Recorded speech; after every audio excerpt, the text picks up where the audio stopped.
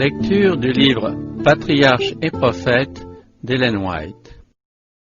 Chapitre 14. La destruction de Sodome. Située au milieu d'une plaine dont la fertilité et la beauté rappelaient le jardin de l'Éternel, Sodome était le joyau de la vallée du Jourdain. Dans ce pays du palmier, de l'olivier et de la vigne, on voyait prospérer la végétation luxuriante des tropiques. Les fleurs y exhalaient leur parfum du commencement à la fin de l'année. De riches moissons doraient ces campagnes, tandis que des troupeaux de gros et de menus bétail peuplaient les collines environnantes. L'art et l'industrie contribuaient à embellir cette ville orgueilleuse. Les trésors de l'Orient ornaient ses palais et ses marchés étaient approvisionnés de leurs précieux produits. Avec un minimum de soins et de travail, tous les besoins de la vie étaient satisfaits et l'année entière ressemblait à une fête continuelle. Dans cette ville, où le désœuvrement et la richesse avaient endurci des cœurs étrangers à la souffrance, la profusion générale avait fait naître le luxe et l'orgueil. Ses habitants, encouragés par l'opulence et les loisirs, se vautraient dans la volupté. Voici en effet, écrivait plus tard un prophète, quel a été le crime de Sodome ta sœur. Elle vivait dans l'orgueil, l'abondance et une molle oisiveté. Voilà comment elle vivait, ainsi que ses filles. Elle ne tendait pas la main à l'affligé et à l'indigent. Elles sont devenues hautaines et elles ont commis des abominations devant moi. Aussi les ai-je exterminées dès que j'ai vu tout cela. La richesse et les loisirs tant convoités par les hommes les poussent par un chemin facile dans les pièges de l'ennemi, là où fleurissent le vice et le crime.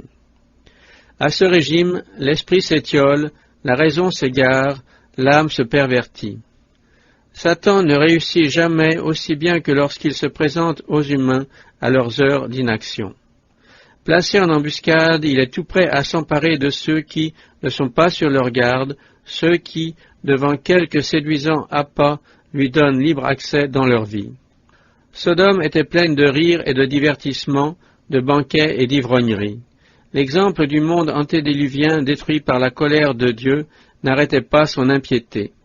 Sa population outrageait ouvertement le Créateur et sa loi. Les passions les plus viles et les plus brutales s'y donnaient libre cours. À l'époque où Lot avait élu domicile à Sodome, la corruption n'était pas encore universelle. Dans sa miséricorde, Dieu avait fait pénétrer quelques rayons de lumière dans ces ténèbres morales.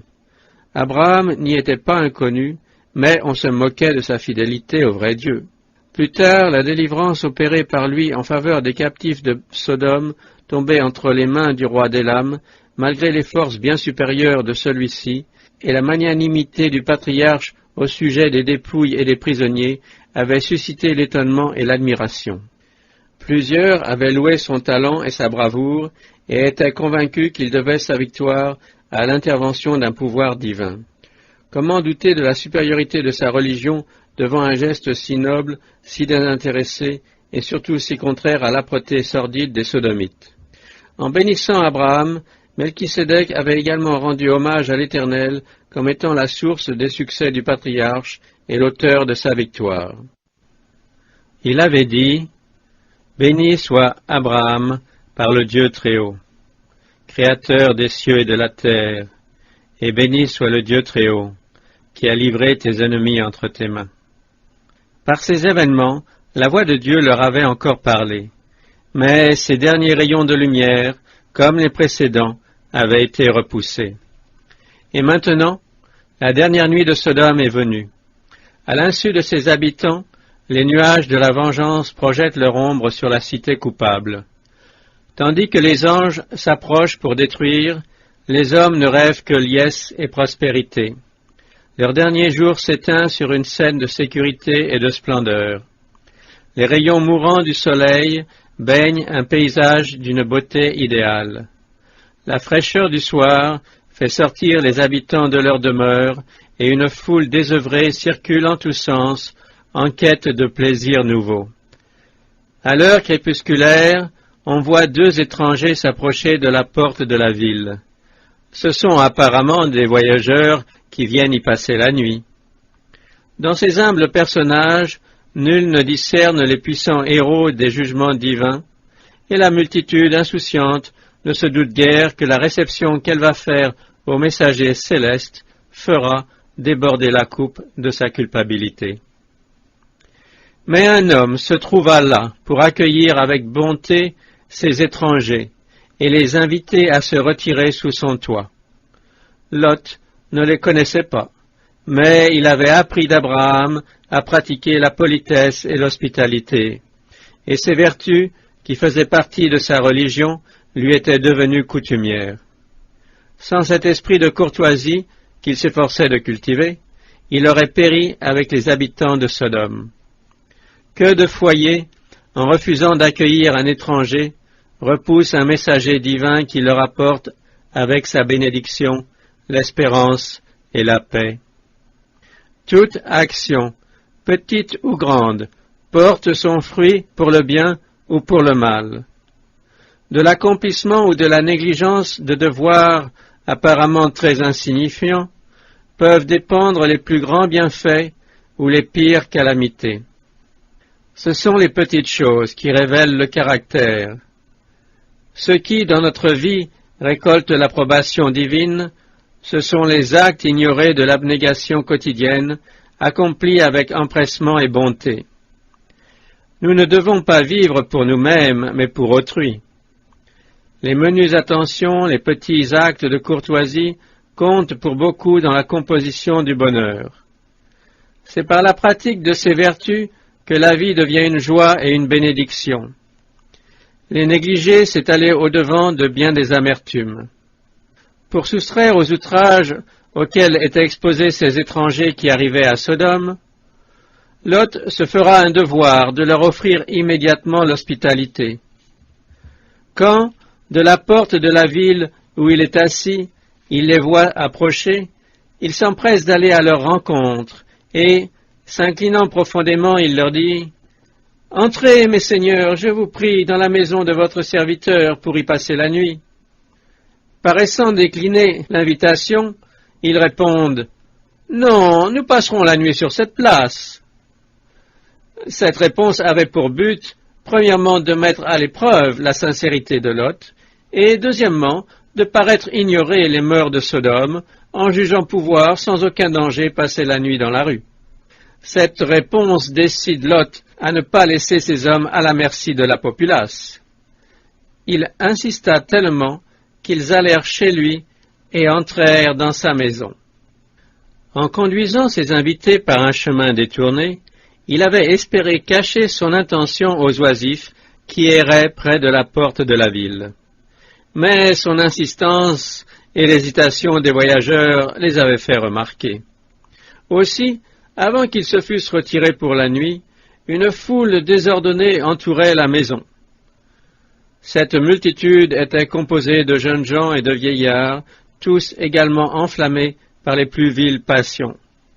Les deux étrangers venaient de s'informer auprès de Lot au sujet des mœurs de cette ville, et celui-ci achevait de les avertir de ne pas s'aventurer hors de la maison, quand on entendit les huées et les ricanements de la populace demandant à Lot de les lui livrer. Sachant que si ces forcenés sont poussés à bout, ils pénétreront dans sa maison, Lot sort dans la rue pour essayer de les persuader. Dans l'espoir de les calmer et de leur faire honte de leur abominable intention, il leur dit, employant l'appellation de frères dans le sens de voisins, « Je vous en prie, mes frères, ne leur faites point de mal. » Mais ces paroles ont l'effet de l'huile sur le feu. La rage des assaillants devient semblable au rugissement de la tempête. Menaçant de traiter Lot pis que ses hôtes, ils se mettent à le narguer et à lui demander s'il est là pour faire le juge. Se précipitant sur lui, ils l'eussent écharpé sans l'intervention des deux anges. Les deux visiteurs étendirent la main, ils firent rentrer Lot avec eux dans la maison et ils fermèrent la porte. Ce qui suit nous fait connaître qui étaient les personnages qu'il avait pris sous son toit. Ils frappèrent d'éblouissement les gens qui étaient à l'entrée de la maison, depuis le plus petit jusqu'au plus grand. Aussi ces derniers s'efforcèrent-ils en vain de trouver la porte d'entrée. Sans ce double aveuglement, Cette infâme populace eut déjà connu les coups de la justice de Dieu. Cette scène n'était pas nouvelle, mais l'iniquité était arrivée à son comble, et les habitants de Sodome venaient de franchir la frontière mystérieuse où la patience de Dieu arrive à son terme. Dans la vallée de Siddim, les feux de sa colère étaient prêts de s'allumer. Les anges révèlent alors à Lot l'objet de leur mission. Nous allons, lui disent-ils, détruire cette contrée, parce qu'un grand cri s'est levé contre ses habitants devant l'Éternel, et l'Éternel nous a envoyés pour la détruire. Ces étrangers que Lot avait voulu protéger, ce sont eux maintenant qui lui offrent de le sauver, lui et tous les membres de sa famille qui voudront fuir cette cité corrompue. La foule, lassée, s'étant dispersée, Lot sortit pour avertir ses enfants. Il leur répéta les paroles des anges. « Levez-vous, sortez d'ici, car l'Éternel va détruire la ville. » Mais ses gendres crurent qu'il se moquait, et se mirent à plaisanter sur ce qu'ils appelaient ses craintes superstitieuses. Influencées par leurs maris, les filles de Lot, ne voyant aucun signe de danger, se croyaient en sécurité. Entourées de bien-être, elles ne jugeaient pas possible que la belle ville de Sodome fût détruite. Accablé de tristesse, Lot rentre chez lui et raconte son insuccès. Alors les anges lui donnent, à lui, à sa femme et aux 2 filles qui vivent chez lui, l'ordre de sortir de leur demeure et de quitter la ville. Mais Lot hésite. Bien que navré chaque jour des actes de violence dont il est témoin, il ne se rend pas compte de la gravité des péchés qui se commettent autour de lui, ni de la nécessité absolue d'y mettre fin. D'autre part, quelques-uns de ses enfants ont décidé de rester à Sodome, et sa femme refuse de partir sans eux. La pensée de quitter ce qui lui est le plus cher sur la terre lui paraît insupportable. Il lui semble dur d'abandonner une demeure luxueuse et tous les biens accumulés durant une vie entière, pour s'en aller dénué de tout, mener une vie de pèlerin. Perplexe, morne, effaré, Lot s'attarde, au risque de périr avec les siens dans la tempête qui s'avance. Alors les messagers célestes les prennent par la main, lui, sa femme et ses filles, et les conduisent hors de la ville. Puis ils rentrent à Sodome pour y accomplir leur œuvre de destruction. Dans toutes les villes de la plaine, il ne s'est donc pas trouvé 10 justes. Seul, en réponse à la supplication d'Abraham, un homme craignant Dieu va être arraché au cataclysme. Un 3e personnage alors s'approche. C'est celui auprès duquel Abraham a intercédé en faveur de Lot. Avec une véhémence qui le fait tressaillir, il lui crie « Enfuis-toi pour sauver ta vie. Ne regarde pas derrière toi et ne t'arrête nulle part dans la plaine. Fuis vers la montagne de peur que tu ne périsses. » À ce moment-là, tout délai, toute hésitation peut être fatale. Un regard jeté en arrière sur la ville condamnée, un instant de retard passé à regretter leur confortable demeure peut leur coûter la vie. L'ouragan de la colère divine n'attend que le délai nécessaire pour donner à ces pauvres fugitifs la possibilité d'échapper. Terrifié, hagard, Lot objecte maintenant qu'il ne peut faire ce qu'on lui demande. Il a peur de perdre la vie en chemin.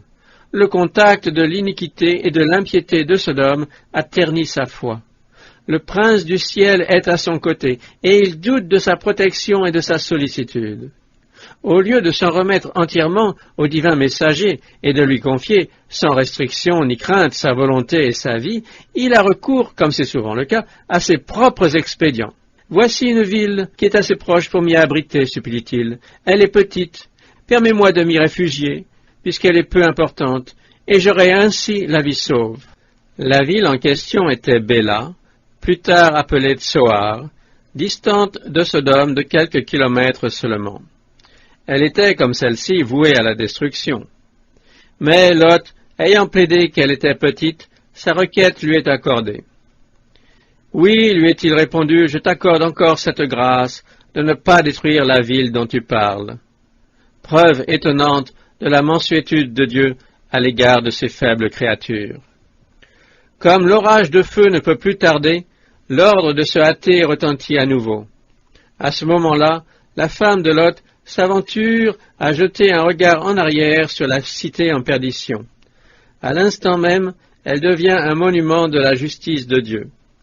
Si Lot n'avait manifesté aucune hésitation, s'il avait obéi à l'avertissement sans plainte ni murmure et s'était courageusement dirigé vers la montagne désignée, son exemple eût sauvé sa femme du péché qui la perdit. Elle aurait eu la vie sauve. Mais les tergiversations de son mari avaient atténué dans son esprit l'importance de l'appel divin, et son cœur, resté à Sodome, se rebella contre les jugements de Dieu qui la privait de son bien-être et de ses enfants. Oubliant la miséricorde divine qui épargnait sa vie, elle murmurait contre la sentence qui livrait à la destruction une richesse patiemment accumulée.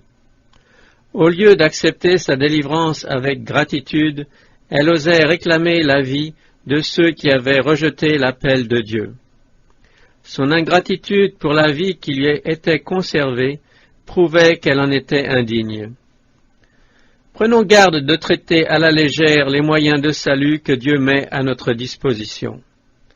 Il est des chrétiens qui disent « Je ne tiens pas à être sauvé. Si mon épouse ou mon époux et mes enfants ne le sont pas. » Ces personnes qui pensent que le ciel ne sera pas pour elles un lieu de bonheur parfait sans la présence d'êtres qui leur sont si chers, comprennent-elles bien ce qu'elles doivent à Dieu pour sa grande bonté? Ont-elles oublié qu'elles sont liées au service de leur Créateur et Rédempteur par des liens ineffables d'amour, d'honneur et de loyauté? Parce que nos proches rejettent l'amour d'un Sauveur qui leur tend les bras, comme à tous, osons-nous lui tourner le dos, nous aussi? Un être qui apprécie à sa valeur le prix infini offert par le Sauveur pour racheter son âme, et par conséquent le prix de cette âme, ne peut mépriser la miséricorde divine parce que d'autres êtres jugent à propos de n'en faire aucun cas. Le fait même que des gens font fi des justes droits de Dieu devrait susciter en nous un désir d'autant plus grand de les honorer et d'entraîner vers le bonheur éternel tous ceux que nous pouvons influencer. Le soleil se levait sur la terre lorsque Lot entra dans Tsoar. Ses gais rayons semblaient n'éclairer dans les cités de la plaine qu'une scène de paix et de prospérité. Le mouvement renaissait dans les rues. Chacun se rendait, qui à ses affaires, qui au plaisir de la journée. Les gendres de Lot riaient encore des avertissements et des craintes du vieillard, quand, soudain, comme un coup de tonnerre dans un ciel sans nuages, la tempête éclate sur les villes de la plaine fertile. Du ciel s'abat sur la terre une pluie de feu et de soufre. Les palais et les temples, les luxueuses demeures, les jardins et les vignes, aussi bien que la gaie et folle multitude qui, la veille, avait insulté les messagers célestes. Tout est enveloppé de flammes. Et la fumée de la conflagration qui monte vers le ciel comme celle d'une grande fournaise annonce que la belle vallée de Siddim est devenue un lieu désert qui ne devra plus être ni habité ni rebâti, une désolation proclamant à toutes les générations futures la certitude des jugements de Dieu. Les flammes qui consumèrent Sodome et Gomorrhe étendent jusqu'à nous leur sinistre lueur. Elles nous enseignent cette chose terrible que si la miséricorde divine supporte longtemps les prévaricateurs, il y a dans le mal une limite que les hommes ne sauraient impunément franchir. Quand cette limite est atteinte, le rôle de la miséricorde s'arrête et celui du châtiment commence. Jésus a fait entendre qu'il y a des péchés plus graves que ceux de Sodome et de Gomorrhe. Ceux qui entendent la bonne nouvelle de la grâce, les invitant à la conversion, et qui n'en tiennent pas compte, a dit le Sauveur, sont plus coupables que les habitants de la vallée de Siddim. Un mal plus irréparable est commis par les gens qui professent connaître Dieu et observer ses commandements, alors qu'ils les renient par leur caractère et leur vie quotidienne. L'allusion de Jésus au sort de Sodome renferme un avertissement solennel destiné non seulement à ceux qui commettent des péchés scandaleux, mais à tous les hommes qui se jouent des appels de Dieu. Le message du témoin fidèle à l'église d'Éphèse renferme ces paroles. « Ce que j'ai contre toi, c'est que tu as laissé ton premier amour. Souviens-toi donc d'où tu es déchu et te convertis, et pratique tes premières œuvres. Sinon, je viens à toi promptement, et j'ôterai ton candélabre de sa place, à moins que tu ne te convertisses. » Ému d'une compassion plus profonde que celle d'un père ou d'une mère à l'égard d'un fils perdu et malheureux, le Sauveur attend la réponse à son offre d'amour et de pardon. D'une voix suppliante, il adresse à l'enfant prodigue cette invitation. « Reviens à moi, et je reviendrai à toi. » Mais si la brebis perdue persiste à fermer l'oreille à la voix tendre et plaintive du berger, elle finira par s'égarer dans les ténèbres. À la longue, le cœur qui repousse la grâce divine s'endurcit dans le péché et finit par n'être plus sensible aux intimations du ciel. Un sort terrible est réservé à celui dont le bon berger, jusque-là compatissant, dira « Il s'est attaché aux idoles, laissez-le faire. » Au jour du jugement, il y aura moins de rigueur pour les villes de la plaine que pour ceux qui ont connu l'amour de Jésus et qui lui auront préféré les plaisirs d'un monde de péché. Vous qui tournez le dos aux offres de la miséricorde divine, ne voulez-vous pas réfléchir à tout ce qui s'inscrit contre vous dans les livres du ciel? Sachez qu'on y enregistre fidèlement l'impiété des nations, des familles et des individus. Aussi longtemps que le compte est ouvert, Dieu vous offre le pardon. Il vous invite à la conversion. Il patiente, et cette patience peut être longue. Mais un jour viendra où le compte sera clos, où votre décision, volontairement prise, sera enregistrée et votre destinée fixée. Et alors sera donné le signal pour l'exécution de la sentence. Il existe un motif d'alarme dans la condition actuelle du monde religieux. On s'est joué d'un Dieu de miséricorde.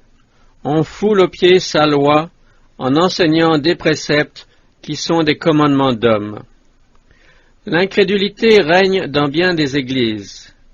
Non pas l'incrédulité au sens ordinaire de ce terme, celle qui rejette l'Écriture purement et simplement, mais une incrédulité enveloppée d'un manteau de christianisme et qui sape la foi en la Bible comme révélation divine. La piété fervente a fait place au formalisme. Il en résulte que l'apostasie et la sensualité sont à l'ordre du jour. Jésus-Christ a déclaré que, comme il en était du temps de Lot, il en sera de même au jour où le Fils de l'homme paraîtra. Les événements quotidiens attestent l'accomplissement de cette parole. Le monde marche rapidement vers le jour où il sera mûr pour sa destruction. Bientôt les jugements de Dieu consumeront le péché et les pécheurs. Or, voici l'avertissement du Sauveur. Soyez sur vos gardes, de peur que vos cœurs ne soient appesantis par les excès de la bonne chair, par l'ivresse et par les inquiétudes de cette vie, et que ce jour-là ne vienne subitement sur vous, comme un filet. Car il surprendra tous ceux qui habitent la surface de la terre entière, tous ceux dont le cœur est attaché aux choses d'ici-bas.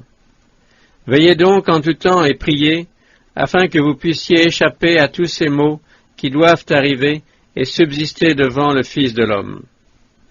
Avant la destruction de Sodome, cet ordre avait été donné à Lot. « Enfuis-toi pour sauver ta vie. Ne regarde pas derrière toi et ne t'arrête nulle part dans la plaine. Fuis vers la montagne de peur que tu ne périsses. » Par la même voie, ce conseil suprême fut donné aux disciples avant la destruction de Jérusalem. Or, quand vous verrez Jérusalem investie par des armées, sachez à ce moment-là que sa ruine approche, que ceux qui seront alors dans la Judée s'enfuient dans les montagnes. Selon cette intimation, les disciples ne devaient pas s'attarder à emporter un objet quelconque, mais tirer tout le parti possible des instants qui leur étaient laissés pour s'enfuir. Pour Lot et les siens, il s'agissait de rompre radicalement avec les méchants, de sauver leur vie par la fuite. Il en avait été ainsi au jour de Noé. Il en fut de même pour Lot, comme il en sera encore ainsi au dernier jour.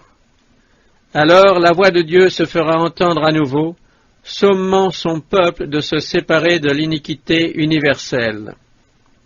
Le tableau de la corruption et de l'apostasie, qui existeront dans le monde religieux au dernier jour, nous est donné dans la vision de l'Apocalypse sur le jugement de Babylone, la grande ville qui règne sur les rois de la terre. Voici l'appel qui retentit du haut du ciel avant sa destruction. Sortez de Babylone, ô mon peuple, de peur qu'en participant à ses péchés, vous n'ayez aussi peur à ses plaies. Comme au jour de Noé et de Lot, la séparation d'avec le péché et les pécheurs devra être radicale. Pas de compromis entre Dieu et le monde, ni de retour en arrière pour acquérir des richesses terrestres. Vous ne pouvez servir Dieu et Mammon. Semblable aux habitants de la vallée de Siddim, le monde rêve d'un avenir de prospérité et de paix. Enfuis-toi pour sauver ta vie, nous crie l'ange de Dieu. Mais d'autres voix clament, pas d'excitation, il n'y a pas de quoi s'alarmer. Les multitudes répètent paix et sûreté, alors que le ciel annonce qu'une ruine soudaine surprendra les pécheurs.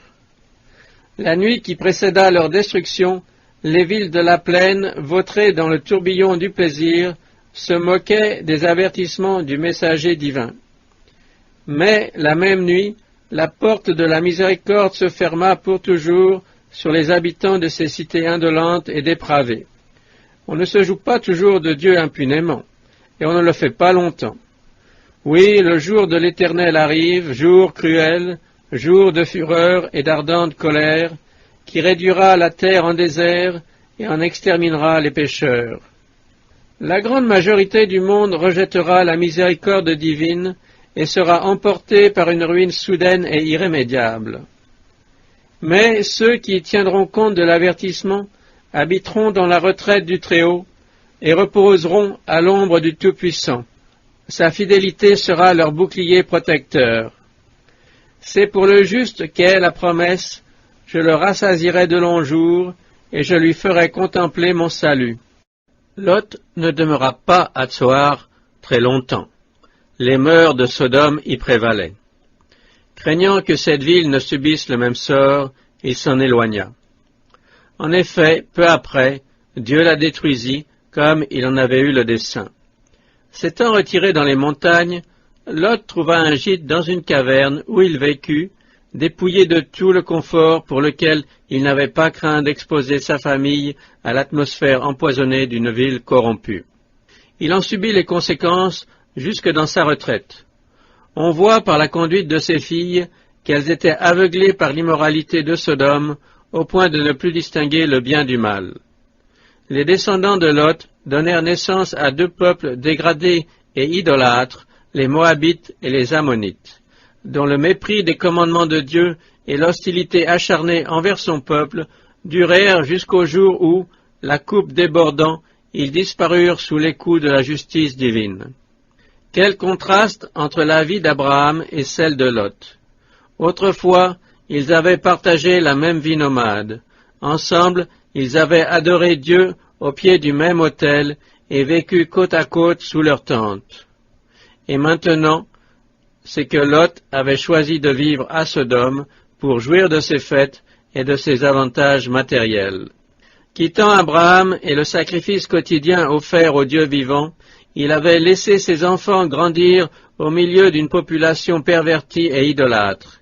Il est vrai qu'il conserva la crainte de Dieu dans son cœur. L'Écriture nous apprend que le juste Lot était outré de la conduite déréglée de ces pervers, et que ce juste qui demeurait parmi eux sentait son âme juste tourmentée chaque jour de ce qu'il voyait et entendait de leurs œuvres criminelles. impuissant à y mettre un frein. Sauvé lui-même comme un tison retiré du feu, il fut néanmoins dépossédé de tous ses biens et privé de sa femme et de ses enfants. Telles sont les terribles conséquences d'un faux pas. Couvert d'infamie en sa vieillesse, il se vit obligé de vivre dans des cavernes comme les bêtes sauvages. Ne te fatigue pas à acquérir des richesses, dit Salomon, n'y applique pas ton esprit. Celui qui est âpre au gain trouble sa maison, mais celui qui est les présents vivra. À quoi l'apôtre Paul ajoute, « Ceux qui veulent devenir riches tombent dans la tentation, dans le piège et dans beaucoup de désirs insensés et pernicieux qui plongent les hommes dans la ruine et la perdition. » Quand Lot se fixa à Sodome, il s'était fermement promis de protéger sa famille des mœurs existantes, ce en quoi il échoua complètement. Il ne sut pas même se préserver personnellement des influences corruptrices qui l'entouraient. En outre, les relations de ses enfants avec les habitants de Sodome l'entraînèrent malgré lui à sympathiser avec eux. On en connaît les résultats. Beaucoup de gens commettent une erreur semblable.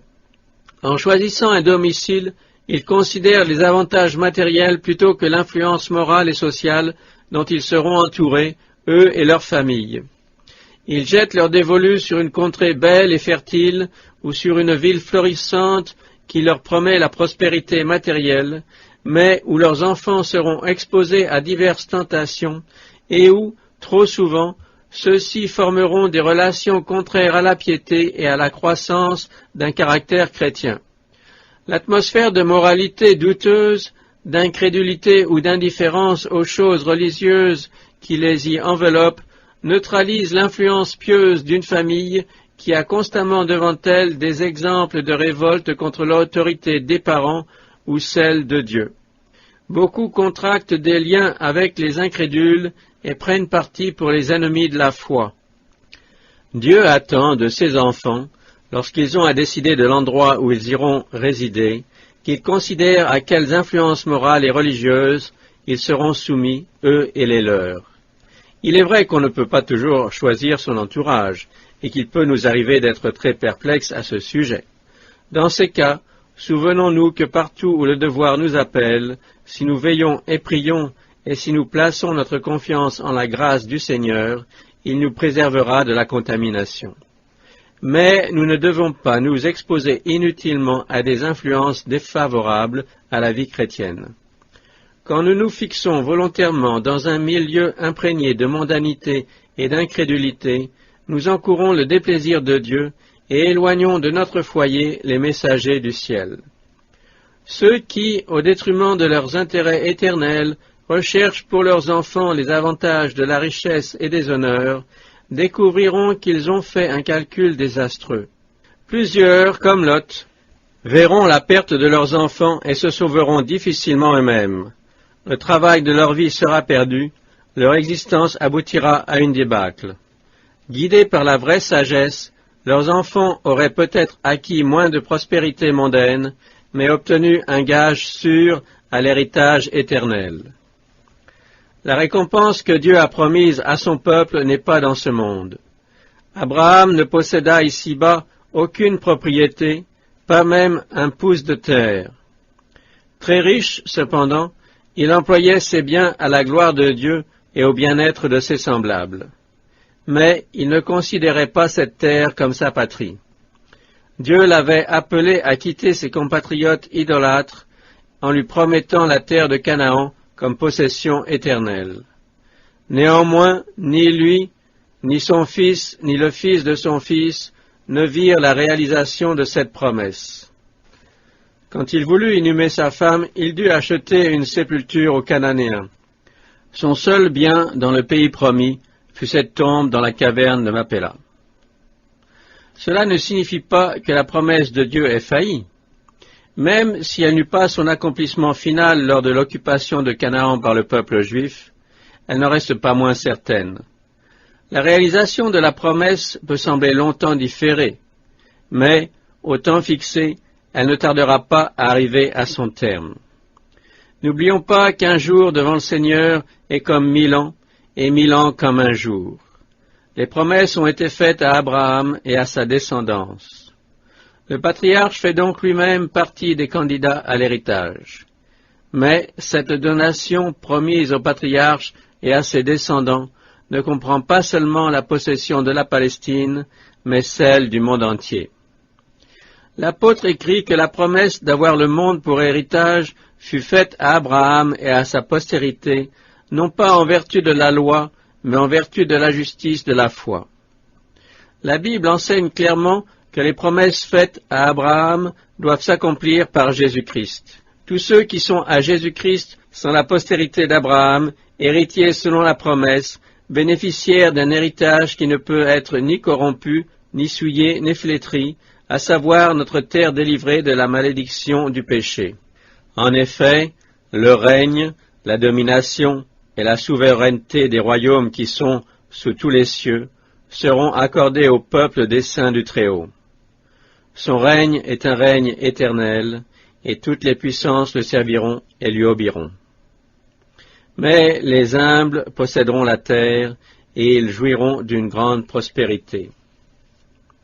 Admis à contempler cet immense patrimoine, Abraham se contenta de cette espérance. C'est par la foi qu'il séjourna dans la terre qui lui avait été promise comme dans une terre étrangère, habitant sous des tentes, ainsi qu'Isaac et Jacob, héritiers avec lui de la même promesse. Car il attendait la cité qui a de solides fondements, dont Dieu est l'architecte et le fondateur. Tous ceux-là sont morts dans la foi, sans avoir obtenu ce qui leur avait été promis. Ils l'ont seulement vu et salué de loin, ayant fait profession d'être étrangers et voyageurs sur la terre. Si nous voulons obtenir une patrie meilleure, c'est-à-dire une patrie céleste, nous devons nous aussi vivre ici-bas comme étrangers et voyageurs.